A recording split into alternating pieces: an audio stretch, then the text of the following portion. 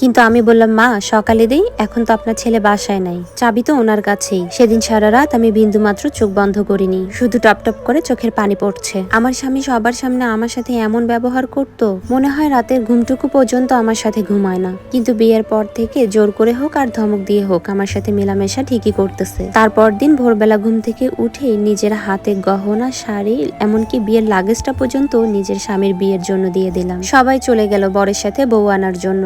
বাড়িতে থাকলাম আমি আর শাশুড়ি মা। উনি বললেন, সোহানের ঘর থেকে তোমার কাপড় চোপড় সবকিছু বের করে নিয়ে ওই ঘরে নতুন চাদর বিছিয়ে দিয়ে আসো। তার কথা মতোই চোখ মুছে সবকিছু রেডি করে দিয়ে আসলাম। রাত 8টা বাজে তারা বউ নিয়ে এসে হাজির। সবাই সবার রুমে চলে গেল আর আমার স্বামী আর রূপা তাদের ঘরে গিয়ে দরজা বন্ধ করে দিল। সেদিন না পারছি আমি চিৎকার করতে, না পারছি আমি কান্না করতে, আমার বাবার সাথেও কথা বলতে পারছি না। শুরু হলো আমার সতীনের সাথে সংসার। সতীনের সাথে সংসার করার কোনো ইচ্ছে আমার নেই। তাদের এই মেলামেশা রংঢং কিছুতেই সহ্য করতে পারছি না। তাই ডাইনিং এ সবাই খেতে বসেছে। আমি বললাম, মা এখন তো আপনার ছেলেকে আপনারা বিয়ে করে আনিয়েছেন, এখন তো আমি যেতে পারি। সবার সামনে কথা দিয়ে গেলাম আমি কখনো কোনো মামলা বা পুলিশের কাছে যাব না। তখন তার দ্বিতীয় স্ত্রী বলে, আপনাদের রুচিটা যে কেমন সেটা এখনো বুঝলাম না, একটা কাঠমিস্ত্রির মেয়েকে গেছেন এই বাড়ির বউ করতে।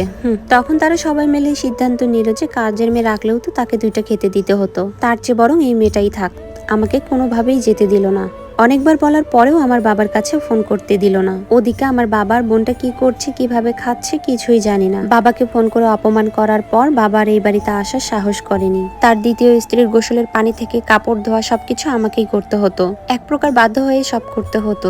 এত কিছু রান্না করার পর সবার সাথে বসে খেতে দিত না, আর ডাইনিং টেবিলে তো কখনো বসতেই দিত না। সবার শেষে মেঝেতে বসে খেতাম, তাও ঝোলটুকু দিয়ে খেয়ে নিতে হতো। তার দ্বিতীয় স্ত্রী তার সাথে থাকা সত্ত্বেও একদিন হঠাৎ রাত 1টার সময় সে আমার রুমে গিয়ে ঢোকে। আমি তাকে নিষেধ করাই সে আমার গায়ে হাত তুলে এবং জোর করে এক প্রকার আমার সাথে মেলামেশা করে। আর যাওয়ার সময় এটাও বলে গেল, আমি যেহেতু রুমে আসি এটা যেন কেউ না জানে। সেদিন সকালে ঘুম থেকে উঠে দেখি বাবার কথা শোনা যায় নিচে। দৌড়ে যাচ্ছিলাম নিচে, তারপর হঠাৎ দেখি আমার বড় ননাস আমার সামনে। কতটা নিচু মনের মানুষ হলে উনি আমাকে এইভাবে কোটা দিতে পারে। উনি আমাকে ব্যঙ্গ করে বললো, আসো দেখে যাও তোমার বাবা কত দামি দামি জিনিস এনেছে। শুনে আমিও অনেক খুশি হয়েছিলাম, তাই তার সাথে গেলাম। সে বললো, এই রুমে রেখেছি, যাও দেখো। আমি রুমে ঢোকার সাথে সাথে সে বাহির থেকে তালা দিয়ে দেয় আর আমার বাবাকে নানান অপমান শুরু করে। শীতের সময় ছিল, তাই বাবা আমার জন্য খেজুরের রস নিয়ে এসেছিল। এই ঠান্ডার মধ্যে সেই রসের হাড়িটা আমার বাবার মাথায় ঢেলে দেয়। এই অমানুষগুলো আরো অনেক কথা বলে আমার বাবাকে অনেক অপমান করে, আর আমার বাবাকে এটা বলে যে বিয়ের 1 মাস পর আমি অন্য ছেলের সাথে পালিয়েছি। বাবা এই কথাটা বিশ্বাস না করলেও আমার ছোট বোনকে নিয়ে কান্না করতে করতে চলে আসে। তারপর আমাকে রুম থেকে বের করে আমাকে বলে ফ্লোরে পড়ে থাকা খেজুরের রসগুলো পরিষ্কার করার জন্য।